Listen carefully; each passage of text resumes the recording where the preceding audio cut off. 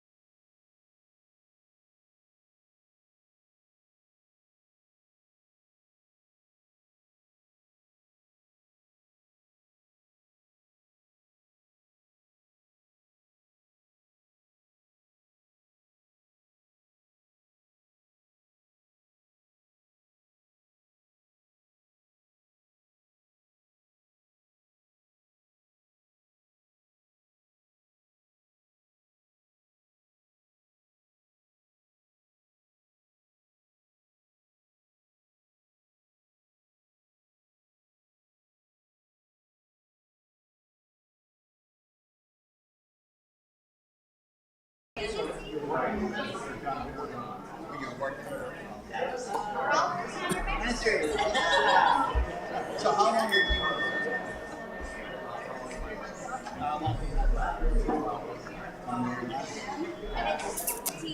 Good morning. Good morning.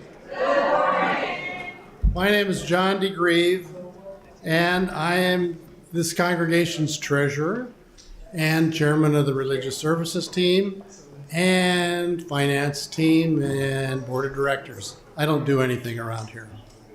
Anyway, today I'm leading the service as a worship associate. Welcome to our special place.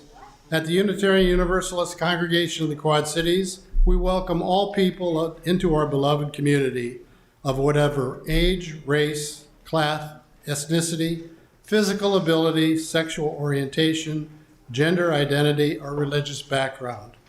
We welcome especially those joining us for the first time, and we invite everyone to join us downstairs after service for coffee and conversation. Thank you for joining us this morning.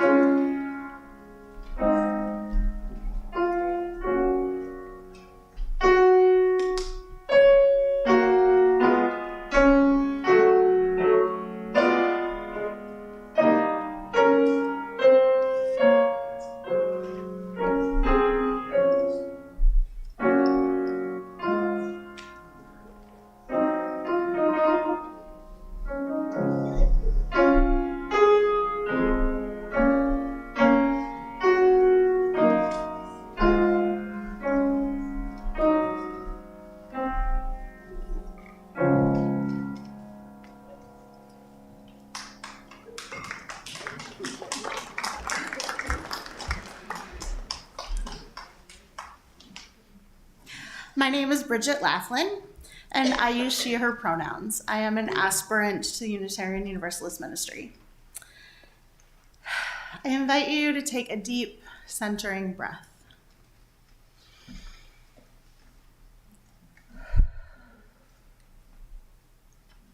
One more.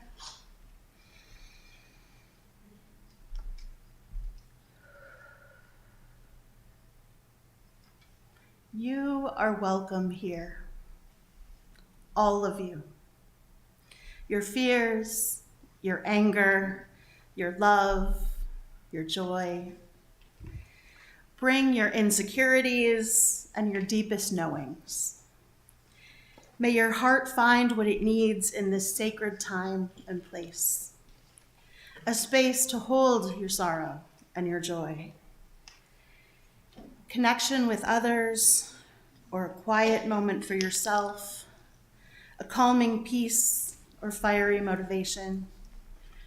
Whatever you come seeking today, I pray that you find it here within this beloved community. Come, let us worship together.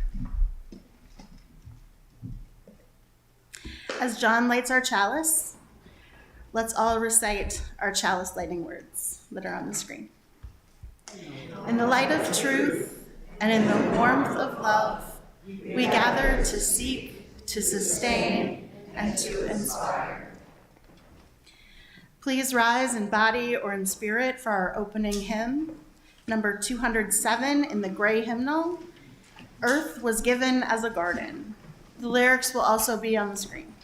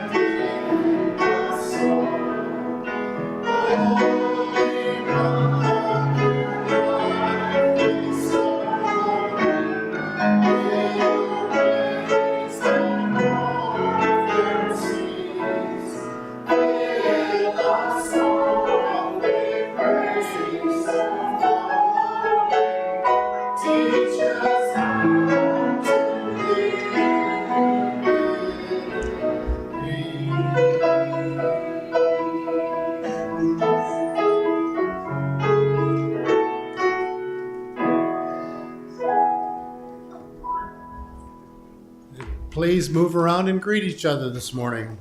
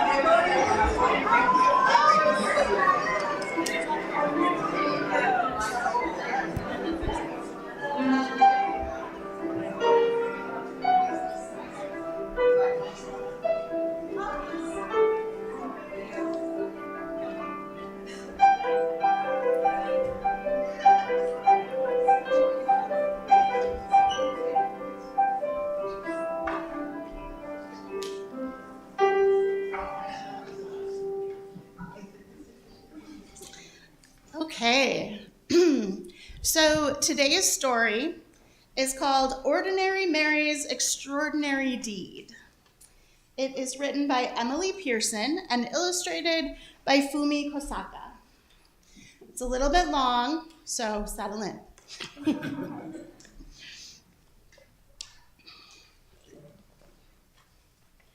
Ordinary Mary was so very ordinary.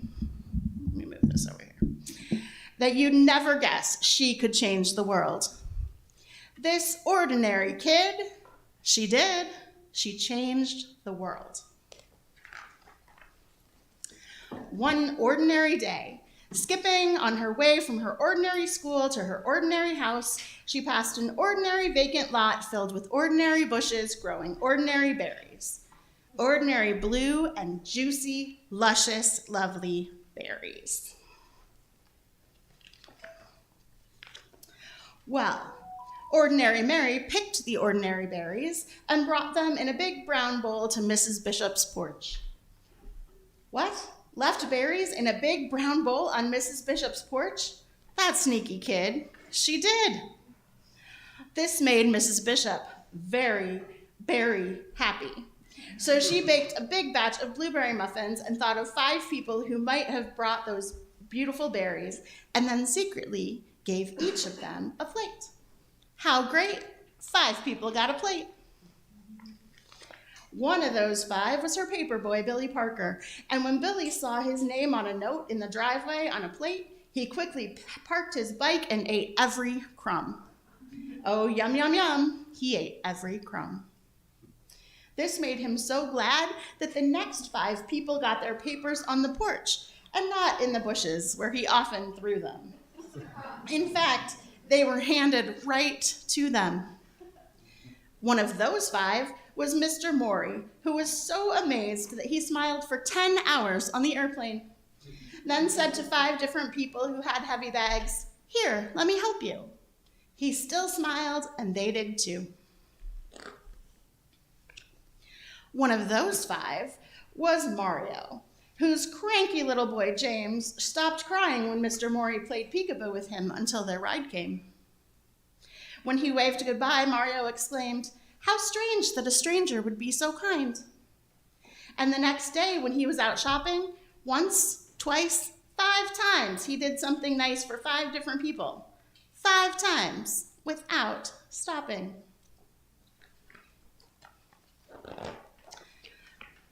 One of those 5 was Joseph, old and bent and gray, in front of him in line at the produce stand. When he said, "I guess I counted wrong, I don't really need all of these oranges," little James reached out to him with an orange from their basket, and Mario put a coin in Joseph's hand and said, "Here, take this. The oranges are on us." As Joseph shuffled to the bus, his heart was full, and his eyes were wet, and his hands did helpful things for the next 5 people he met. One of those 5 was Sahar, a college girl who was off to see the world and stopped at Joseph's shop. When her bag broke and her things fell all over the floor, she said, "Oh, what will I do?" And Joseph said, "This is for you." And he gave her a new bag woven with his own hands in red and purple and green. "Oh, thank you," she said. "It's the loveliest bag I've ever seen." And when Sahar left, she felt sunny as noon, and she just had to shine on 5 people soon. One of those 5 was Sophia, whom she met on a boat, looking like the world might end, looking like someone without a friend. "What beautiful blue eyes you have," Sahar said, "and they're just the color of the flowers in your lovely dress." "Yes," said Sahar. The beautiful blue eyes shed a happy tear, and when the boat trip was through, Sophia called 5 people to make them happy too. And one of those 5 was Tom, her son, the doctor, who was having a very hard day. "Hi," she said. "I love you, Tom." "Well, how great to hear your voice," he sighed. "I always need my mom."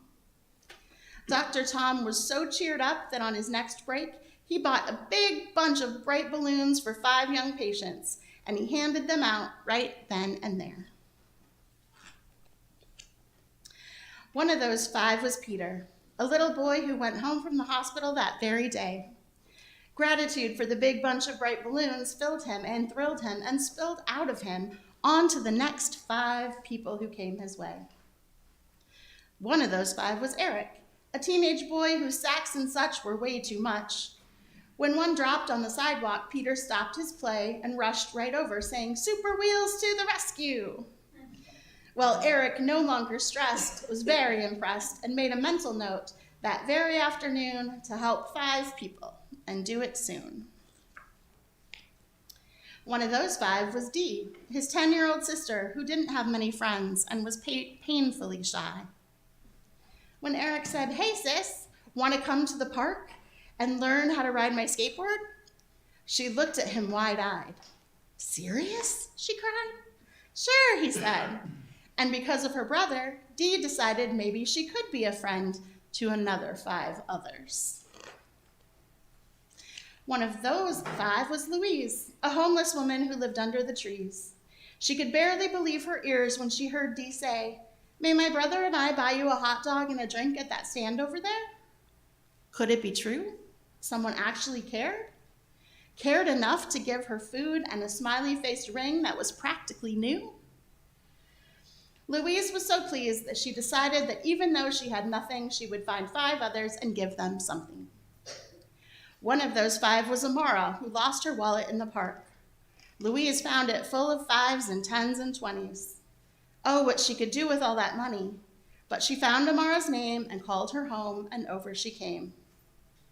Amara was so impressed that Louise was honest when money was something she so clearly needed that she offered her a job in her store and vowed to do something generous for 5 people or more. One of those 5 was Kate, a woman on vacation who wanted to see a show she'd heard was a sensation. "Oh no," she said, "it's sold out, but I'm going home tomorrow," and her face filled with sorrow. Amara held out her ticket. "I live here," she said. "I can go anytime. Take mine." Kate loved the show and was so touched that she thought buying 5 presents for 5 people back home would be really fun. And one of those 5 presents was a little heart necklace for Mary, her niece. And you should have seen her eyes light up in surprise. "What? Mary? What? Ordinary Mary?" Yes, ordinary Mary's extraordinary deed had come full circle, and on its way back, it had changed the lives of every person living. You see, when Mrs. Bishop made muffins from Mary's blueberries, not only the paper boy Billy Parker, but the other 4 people too made 5 people smile, and those 5 did too. And after a while, in only 16 days, love was sent to every person everywhere. Just see how it went. 1, 5, 25, 125, 625, 3,125, 15,625, 78,125, 390,625, 1,953,125, 9,765,625, 48,828,125, 244,140,625, 1,220,703,125, 6,103,515,625, 30,517,578,125. And there are only about 7 billion people in the world. Well, 30 billion is way more than all of the people in the world. So after everyone had a share and everybody knew that somebody cared, there was even love left over. The world was changed, and thousands and millions and billions agreed. It was all because one ordinary day, ordinary Mary did a perfectly ordinary, stunningly earth-shaking, totally extraordinary deed.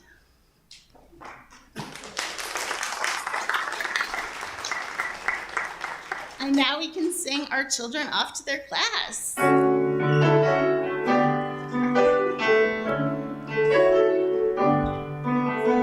Now's the time to find your way. Here is where you start. May love and peace illuminate a path to lead your heart.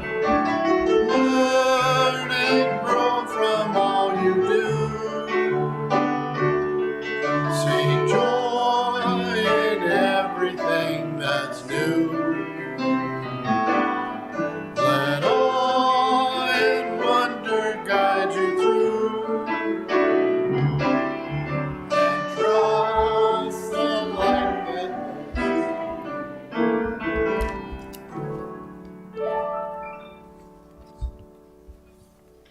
Good morning.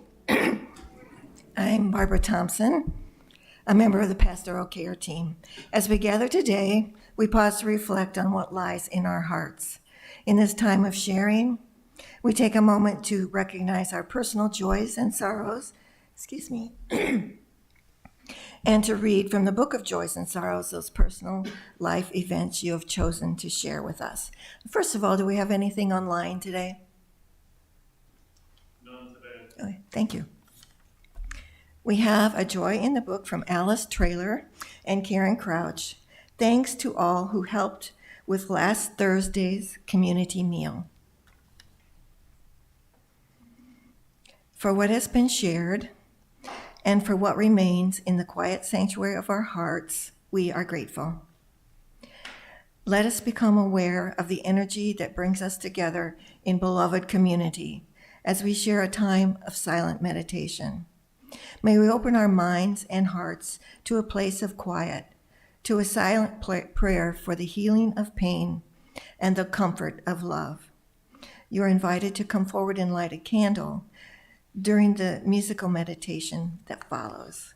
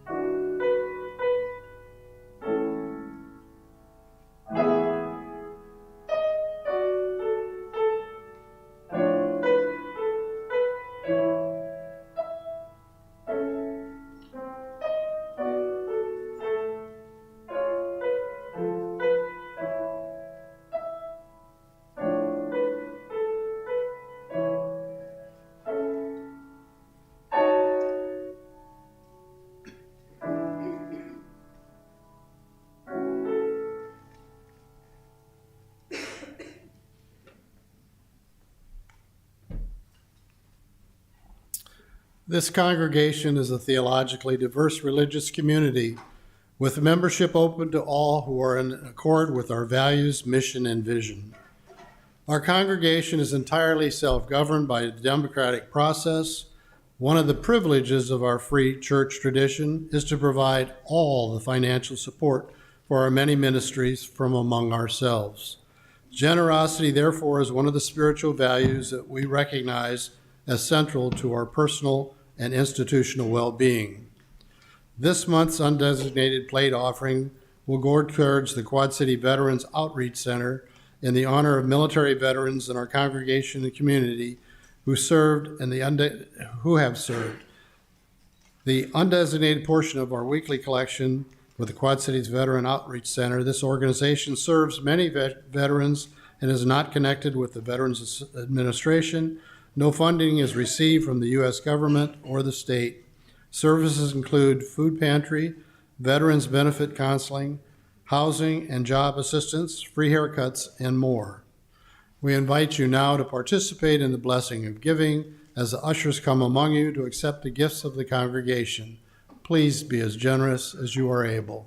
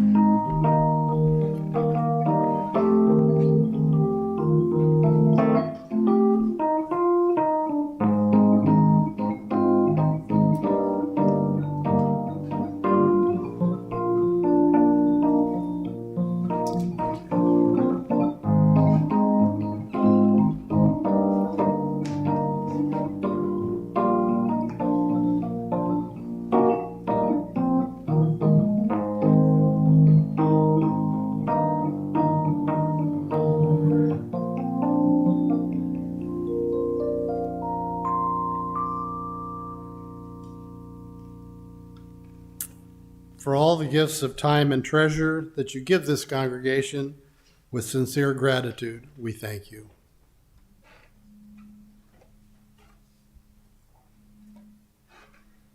Our reading today comes from the Service Berry by Robin Wall Kimmerer. Kimmerer. It's Kimmerer. If our first response to the receipt of gifts is gratitude, then our second is reciprocity, to give back in return. What could I give these plants in return for their generosity? I could return the gift with direct response like weeding or bringing water or offering song of thanks that sends appreciation out on the wind. I could make a habitat for the solitary bees that fertilize their fruits, or maybe I could take an indirect action like donating to my local land trust so that more habitat for the gifts givers will be saved.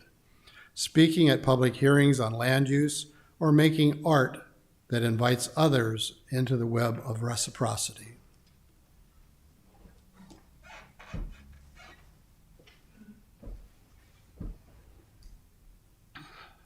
So this past church year, I completed my ministerial internship at the Unitarian Universalist Society in Coralville. When I started my internship, one of my goals was to learn more about finances in congregations. I know, exciting stuff. But it turned out it was a great year to learn from them at UUS. Not only did I get to participate in the regular finance stuff like fundraising and the stewardship drive, but I came in a year where they were restructuring their endowment, the budgeting process changed completely, and they refinanced the mortgage. So I got lots of finance experience. I got to watch and ask questions and offer suggestions as strategies were debated, developed, and put into place. All of this work on finances got me thinking and reading about the economy and money in general. How money was created, how it works and doesn't, and wondering what other ways there are of looking at it all. After all, money and its value is just a story that we've all agreed on. Money is just some paper, or more often just some bytes in a computer somewhere. It doesn't have any intrinsic value other than the value that we have all agreed to give it. Our current world economy is based on what Charles Eisenstein, the author of Sacred Economics, calls the myth of separation. It is a story in which we are individuals first, competitors, isolated. It is a story where more for you means less for me. And we must earn our worth and protect the things we have. In this story of separation, generosity becomes risky, maybe even dangerous. What if I give and don't receive? Or what if someone takes advantage of me? What if I run out? Success in this story means that I have more money, more stuff, and use more resources. And it seems that the more money and stuff that we have, the more frightened we are that we will lose it. So we tend to hoard more of it. A large 2002 survey by the Independent Sector, a nonprofit research organization, found that Americans making less than $25,000 per year gave an average of 4.2% of their income to charity, whereas people who made more than $100,000 per year only gave about 2.7%. Another study by Paul Piff, a social psychologist at the University of California, Irvine, found that when people were given money to anonymously split between themselves and a partner who would never know their identity, their generosity correlated inversely to their economic status. So the more money someone had, the less likely they were to share with others. Which makes sense, I guess. I mean, people don't get rich in the first place by giving away money. But what if there was a different story? What if we were to imagine a different world together? What if rather than basing our economy on the idea of scarcity and separation, we choose to ground our economy in abundance and generosity? What if, rather than believing in the myth of separation, we chose to focus on the reality of our interdependence? As Unitarian Universalists, we believe in the interdependent web of all existence of which we are a part. This value of interdependence is arguably one of the most fundamental values that we profess because other values stem from it. After all, if we truly accept that we are interdependent, we must act with justice. We must have equity. We must be generous. In her book, The Serviceberry, Robin Wall Kimmerer writes about the serviceberry tree, which produces a multitude of berries in the early summer. These trees give their berries generously to any person or creature who is hungry. The trees don't charge. They don't require anything from the creatures that consume their berries. They just offer these berries as a gift, year after year. She writes, the berry is not an object, but a relationship.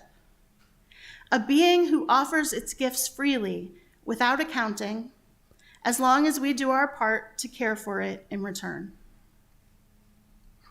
The economy of the serviceberry is an example of what Walt Kimmerer and Eisenstein call the gift economy.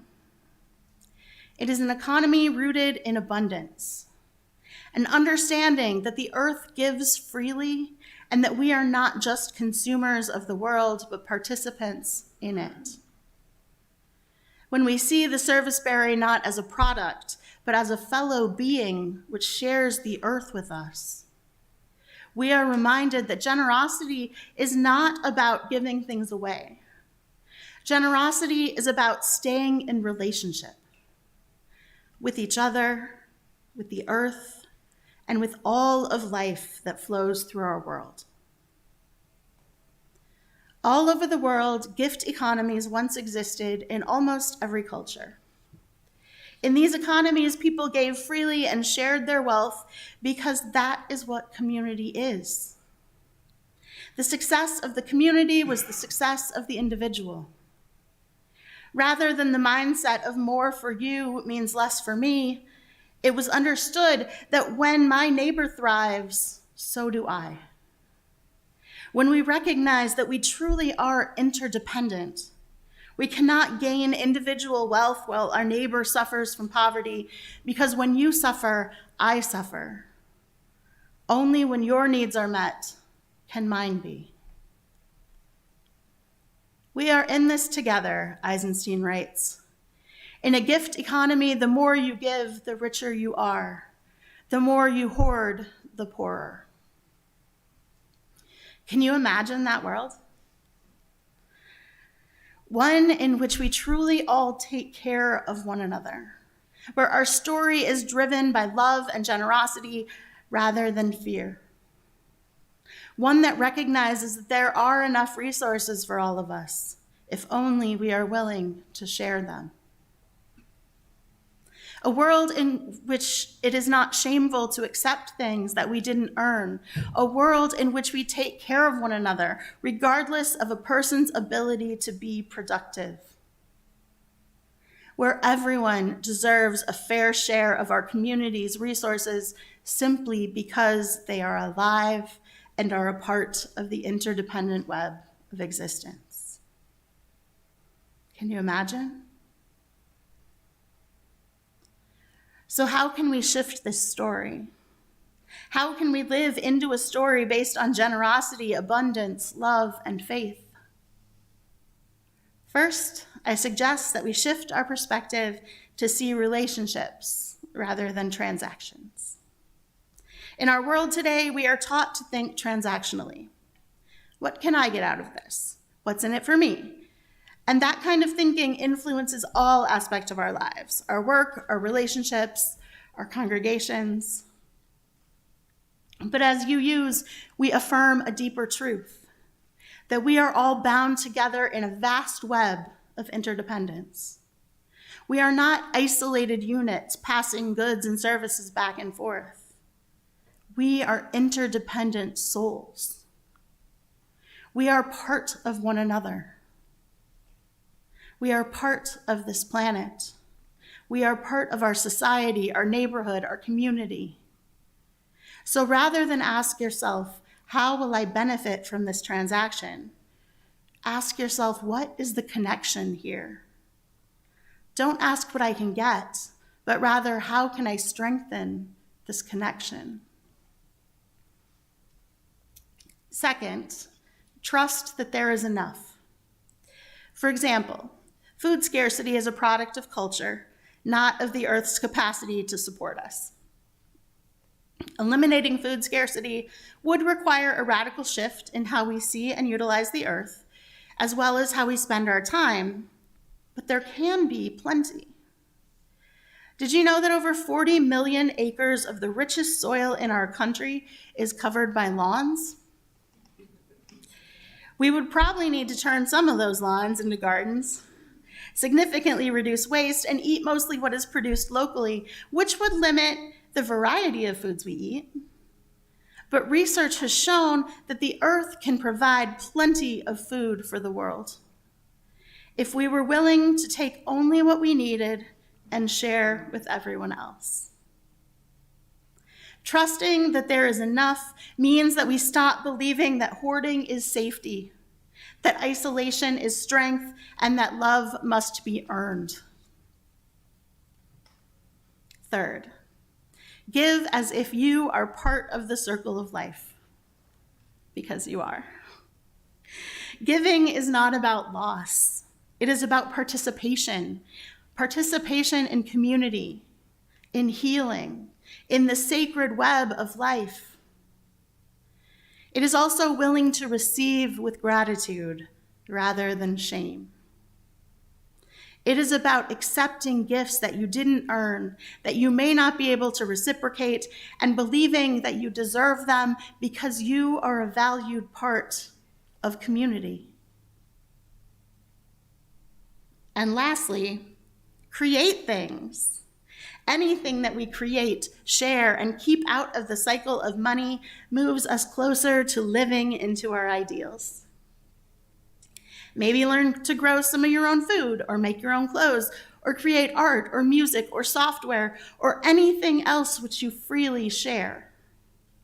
Loan tools to one another, upcycle or repair items rather than throwing them out. Take care of one another's children or pets without charge.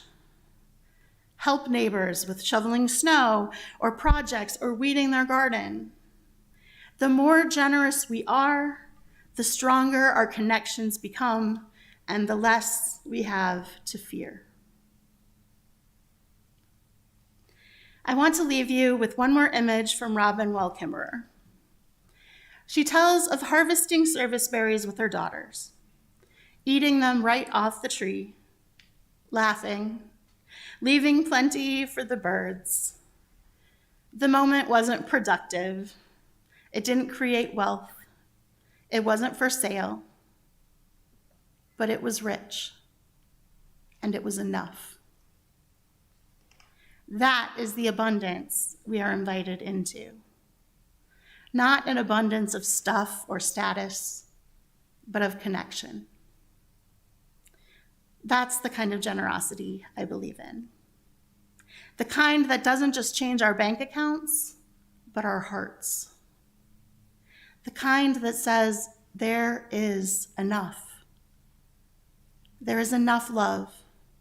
There is enough time. There is enough of us when we remember how to give and how to receive. Let us be service berries to one another. Let us live as if this world is a gift, because it is. So may it be.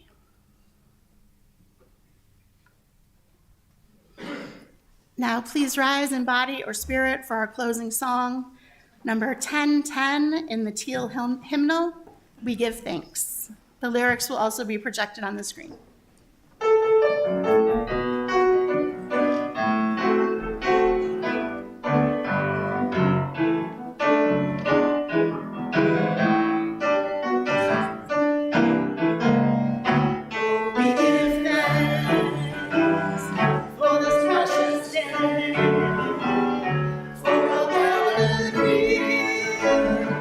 And as far away, for the time we share.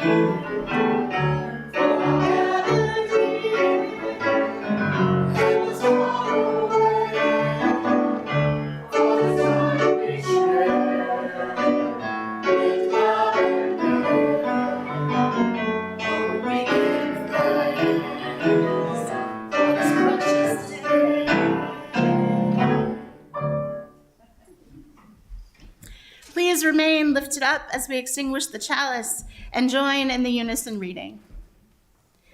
We extinguish this flame, but not the light of truth, the warmth of community, or the fire of commitment. These we carry in our hearts until we are together again. You'd be seated, please. We have a few announcements for this Sunday service. If you have one in the future, please submit it to the office by noon on Thursday at office@uucqc.org. The property committee is looking for someone with roofing experience to help reshingle the lower walkway roof. We have the bodies, but not the experience to do it ourselves. May take us 2 days maximum. Contact anyone on the committee: Jan DeGrieve, Dan Bensick, Dan Dickens, Steve Burke, or Darcy Anderson. Marissa Cholm-Lazio, Child Advocacy Program Co-Director at the Youth Center for Immigration Children's Rights in Chicago, will update us on the status of the current administration's policy on unaccompanied children on next Sunday, July 27th at 9 a.m. in the lounge at the UUCQC Justice Forum. Adult Night at Riverside Riverslide. Tuesday, July 22nd is Adult Night at Riverside Riverslide from 6 to 8 p.m. There's a lazy river, 3 slides. Admission is $4 for people over 18. People only 18 only. Hey, I finally qualify. This is a great chance to enjoy the pool and slides when it's less crowded. The river slide is located at 3300 Fifth Avenue, Moline. Mark your calendars for Monday, July 28th to participate in the UUCQC's fundraising team event at Pizza Ranch in Bettendorf from 5 until 8. A percentage of the night's profits, tips, and donations from all who eat will be donated to the UUCQC. We need volunteers, 8 to 10 volunteers to help with simple bussing of tables and serving customers. Especially welcome are the younger folks to help us older folks. Please see Melanie, Landa, DeLazio, or Ann Harrington for more information and to sign up. And finally, let me draw your attention to the additional announcements on the back of your order of service.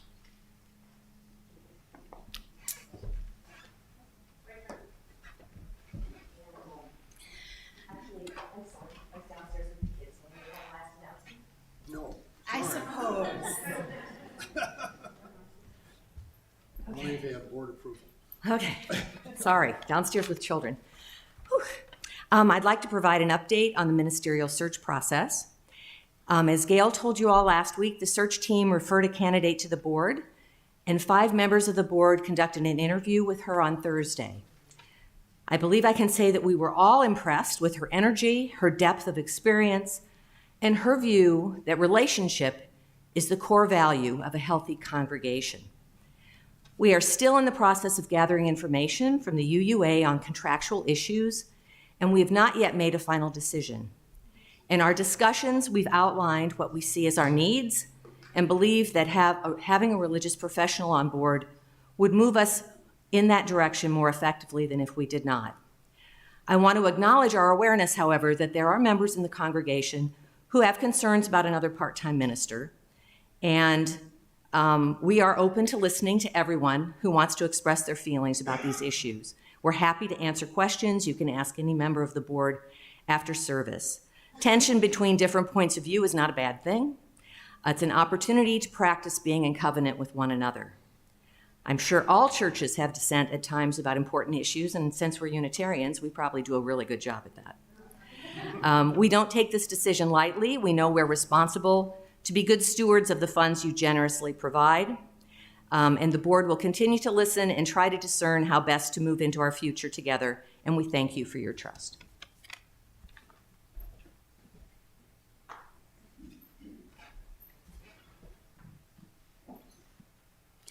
As we leave this time together, may we open ourselves to giving and receiving the generous gifts of this world.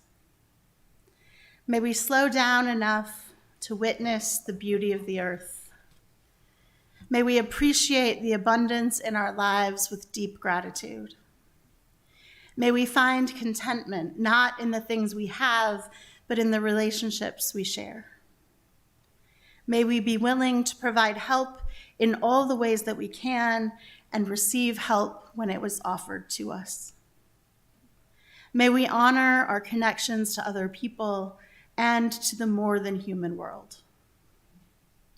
May our faith be stronger than the fear that permeates the world, and may our souls find rest in the love we share. Amen, and blessed be. Go in peace. Please remain seated for the postlude.